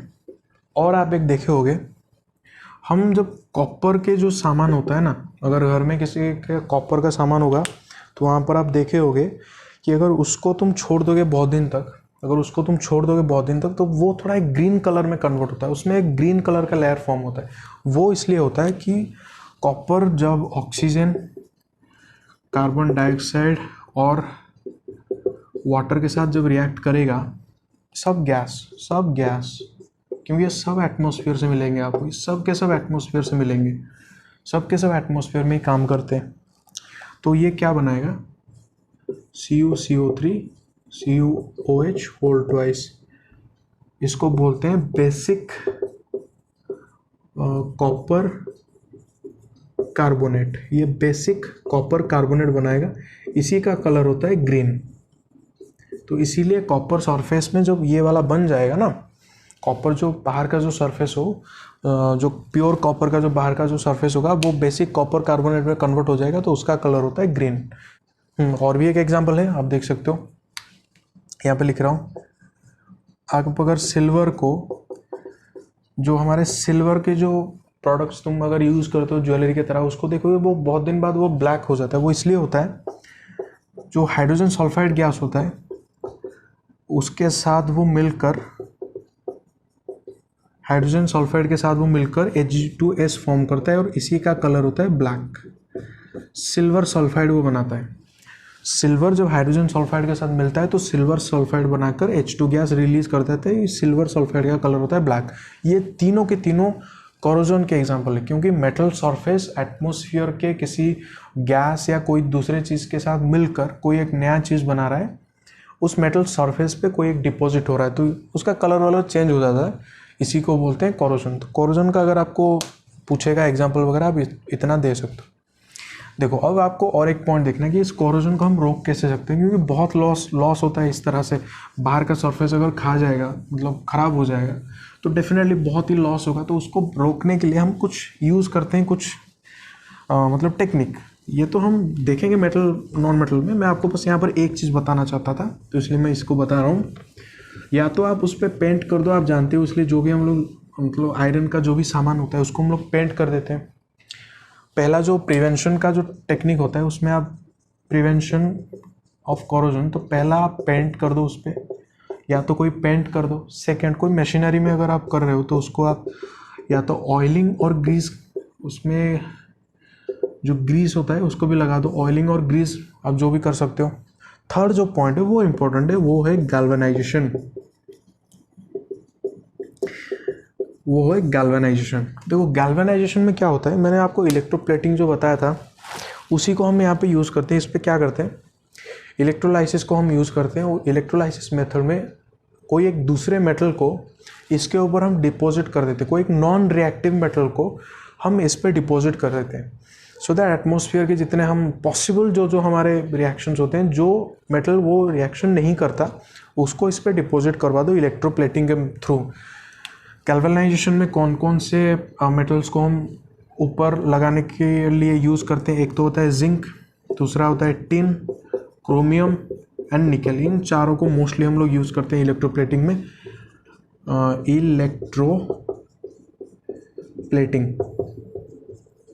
इलेक्ट्रोप्लेटिंग इनको ही हम लोग यूज़ करते हैं। जिंक को यूज़ करते हैं, टीन को यूज़ करते हैं, क्रोमियम को यूज़ करते हैं, निकल को यूज़ करते हैं। तो इसमें क्या होता है, जो भी मेटल हमें ज़रूरत होता है, जिसको हमें प्रोटेक्ट करने की ज़रूरत होता है, उसके ऊपर हम इनको इलेक्ट्रोप्लेटिंग के थ्रू लगा देते हैं, तो और ख़राब नहीं होता, क्योंकि ये सब नॉन रिएक्टिव हो जाते हैं। एटमॉस्फेयर के जो फैक्टर्स हमने बोला उन सब के लिए ये सब नॉन रिएक्टिव हो जाते हैं, तो इसको आप यूज़ कर सकते हो। तो ये था पहला इफेक्ट। दूसरा जो इफेक्ट था वो छोटा सा है, वो होता है रैंसिडिटी। देखो क्या होता है रैंसिडिटी में, क्या होता है, सेकेंड जो इफेक्ट था वो है रैंसिडिटी। इसके बाद ख़त्म हो जाएगा टॉपिक। रैंसिडिटी में क्या होता है, जब आप घर में कोई पकौड़ा वकौड़ा तलते हो ना, देखे हो उसको फ्रेश खा लो अच्छा होता है, एक दिन जाए नेक्स्ट डे उसको खाओ तो उसका एक टेस्ट ख़राब आता है कि नहीं, उसका एक टेस्ट ख़राब आता है, और उससे कोई एक अलग मतलब अजीब सा एक स्मेल भी आता है। मतलब ये बोल रहा हूँ कि जो हम ऑयल में या कोई फैट में अगर हम उसको किसी को फ्राई करते हैं, कोई ऑयली फूड होता है, उसको एक दो दिन रखते हो, उसमें से bad taste and bad smell आपको मिलता है, उसी को बोलते हैं रैंसिडिटी, उसी को, और कुछ नहीं है। मतलब कि आप जो फैट और ऑयल होता है वो क्यों ऐसा होता है, जो बैड टेस्ट और बैड स्मेल होता है वो इसलिए होता है कि ये ऑयल जो हमारे होते हैं वो ऑक्सीडाइज हो जाते हैं। जो ऑयल, जो ऑर्गेनिक ऑयल होते हैं वो ऑक्सीजन के प्रेजेंस में आके ऑक्सीडाइज होते हैं, और उसके लिए वो बैड टेस्ट और बैड स्मेल देते हैं। बैड स्मेल इसलिए होता है क्योंकि कोई एक जो नया जो सब्सटेंस बनता है ना, जो प्रोडक्ट बनाते हैं वो वोलाटाइल होते हैं। वोलाटाइल का मतलब ये होता है कि वो एयर में, मतलब गैस की तरह वो रिलीज होते हैं, वो एयर में एक बैड स्मेल क्रिएट करते हैं, वो वोलाटाइल उसको बोलते हैं। तो इसी को बोलते हैं रैंसिडिटी। ऑयल ऑक्सीडाइज होकर अगर बैड टेस्ट और बैड स्मेल प्रोड्यूस करेगा उसको बोलते हैं वोलाटाइल। इसके लिए आप जानते हो, जो आप चिप्स के पैकेट खाते हो ना, उसमें देखना, जो उस पैकेट को जब आप खोलोगे उसमें पहले से कुछ एयर होता है, डेफिनेटली कुछ एयर होता है। वो जो एयर होता है वो एटमॉस्फेरिक एयर नहीं होता, वो सिर्फ नाइट्रोजन होता है। एटमॉस्फेरिक एयर को वहाँ पर नाइट्रोजन गैस से रिप्लेस किया जाता है चिप्स के पैकेट में। क्यों? क्योंकि नाइट्रोजन गैस ऑक्सीडेशन नहीं करता, ऑक्सीजन ऑक्सीडाइज कर देगा उनको, लेकिन नाइट्रोजन गैस ऑक्सीडेशन नहीं करता। तो सारे के सारे एटमॉस्फेरिक एयर को वो निकाल देते हैं और उसमें ऑक्सीजन नाइट्रोजन डाल देते हैं, तो इसके लिए वो थोड़ा ज़्यादा देर जाता है। उसी तरह से आप देखो, कोई अगर सपोज आप घर में जो बनाते हैं हम रेफ्रिजरेशन उसको करते हैं, तो रेफ्रिजरेशन में क्या होता है ना, ये जो ऑक्सीडेशन प्रोसेस होता है उसको थोड़ा डिले कर देते हैं। तो इसका प्रिवेंशन में आप इसको डाल दो, प्रिवेंशन भी पॉइंट इसको लिख देते हैं यहाँ पर, छोटा सा ही, ये वाला आने का चांस बहुत कम है। प्रिवेंशन क्या पता आ जाए, क्योंकि इस साल क्वेश्चन थोड़ा इजी आने का चांस है, तो शायद आ जाए। प्रिवेंशन में पहला पॉइंट लिख दो, नाइट्रोजन गैस चिप्स पैकेट में होता है। सेकेंड, आप घर में हम लोग रेफ्रिजरेशन भी यूज़ करते हैं। रेफ्रिजरेशन में क्या होता है ना, स्लो ऑक्सीडेशन होता है, लेकिन वो भी 1-2 दिन में तो खराब ही होता है ना। स्लो ऑक्सीडेशन में भी रेफ्रिजरेट कर भी दो, 2-3 दिन में ख़राब हो जाएगा। थर्ड, आप कर दो या तो वैक्यूम पैकिंग कर दो। जब आप प्रोडक्ट को पैक करोगे उसको वैक्यूम पैकिंग कर दो, सारे के सारे जो गैस है उसको निकाल दो। आजकल जो मिल्क प्रोडक्ट्स मोस्टली आते हैं, जो हमारे पनीर वगैरह जो पैक हो गए आते हैं, उसमें वैक्यूम पैकिंग वो उसको कर देते हैं। कोई मीट वगैरह भी जो पैक हो गया आता है उसमें भी हम लोग वैक्यूम पैकिंग करते हैं। फोर्थ, और हम अगर एंटीऑक्सीडेंट्स उसमें मिला दो, तो ऑक्सीडेशन नहीं होगा। देखो एंटीऑक्सीडेशन मतलब क्या होता है ना, कुछ ऐसे सब्सटेंस जो कि ऑक्सीडेशन प्रोसेस को प्रिवेंट करेंगे। आप देखे होंगे जो हमारे जनरली बोला जाता है कि फूड में जो हमारे फूड प्रोडक्ट्स होते हैं, जब उनको पैकेजिंग मतलब हम लोग जो उसको पैकेट करते हैं उसमें कुछ मतलब प्रिजर्वेटिव हम लोग ऐड करते हैं। वो प्रिजर्वेटिव यही होता है, वो जो प्रिजर्वेटिव हम लोग ऐड करते हैं ना, वो यही एंटीऑक्सीडेंट्स होते हैं। तो उसी को हम इसमें ऐड कर देते हैं सो दैट ये जो ऑक्सीडेशन प्रोसेस डिले हो जाए। तो इतना ही था इस टॉपिक में, और इस टॉपिक में तो कुछ था नहीं। तो आज का क्लास हमने जो क्या क्या पढ़ा, सिंगल डिस्प्लेसमेंट, सारे के सारे डिस्प्लेसमेंट रिएक्शन एक्सोथर्मिक होते हैं, क्यों मैंने समझा दिया।